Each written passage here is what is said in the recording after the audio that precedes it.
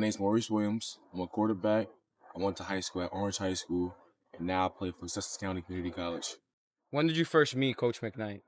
I met Coach McKnight about May 2021.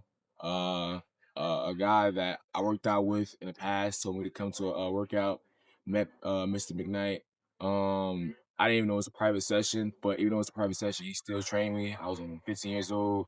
I didn't have, no mechanics. I just got into like being an actual quarterback, and he didn't care. He still worked with me, critiqued me. Yeah. What was your first impression of McKnight? I could tell that he was different from everybody else.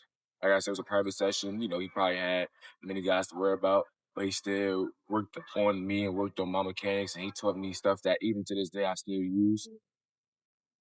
So, how impactful would you say that he was towards your development throughout high school going into college? I think I give most of my credit towards him. He taught me how to be not only a QB but a leader, how to talk to my receivers. Certain things that a standard quarterback coach doesn't teach. He taught me, how to throw the ball deep, how to, throw the ball in rhythm, like different stuff like that. That is next level stuff. He taught me that at a young age. So, outside of the training sessions in person, how accessible was he towards helping you when it came to recruitment or the intangible stuff off the field?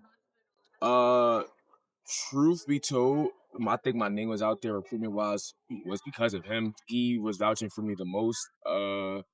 He would advertise me as a creative player. He used to say to the different coaches I was a creative player. I actually have to tell a quick story how I got my first offer from Long Island. The next day, I got offered to the university, but Acton University called me and they were like, "Yeah, Mr. McKnight was on the phone. He was raving about you. He was saying that you're one of the next great things. He's want to call you and get you up here." So he played a big factor in me being recruited. Uh, and when it comes to even JUCO, I didn't know much about JUCO, but he wanted to plug me in with different JUCOs, different D1 JUCOs, from top ranked JUCOs. So he was definitely a big factor on not on the field, but off the field recruitment. That's awesome. So what advice did he give you that you still resonates with you today? So when it all came down to committing to a college, I was lowballing myself. I was doubting myself. Transporter was hot. Uh, NIL was thing and all that good stuff. So I was getting the offers that he thought that I was supposed to get. So I was gonna commit to an FCS school. And I'm like, hey, coach, I'm just gonna go here. I'm gonna play here for probably 1, 2, 3 years, and then rock out here. He told me confidently. He told me I could even pull it up. He said that Mo, you're a P4 player. You have P4 talent. You settling there just to say you're D1. That's just harming you. That's not doing anything for you. Go to this JUCO where you could develop on and off the field in the classroom and then bounce back and then go to that P4 school that I know you could go to. He promised that he would help you get to that P4 school. So, you know, every day, every time I doubt myself, every time I feel like I'm not there, I know that a person that was qualified and a person that didn't see the P4 talent and all that good stuff, I just feel like, all right, I know that I could be there because he told me that I could be What's the main thing that you want people to take away about Lamar McKnight's life? there. Probably cliche, but I'd say like, you know, live every day like it's your last. I could tell you when I woke up on that day that I seen everybody posting, everybody texting me, everybody reaching out to me, and the first thought was, what? Because literally the day before, I was texting him, scheduling, sessions, and we were like, yo, let's go. We about to go inside my sophomore year. We're about to be all American. So he had plans to do some great things.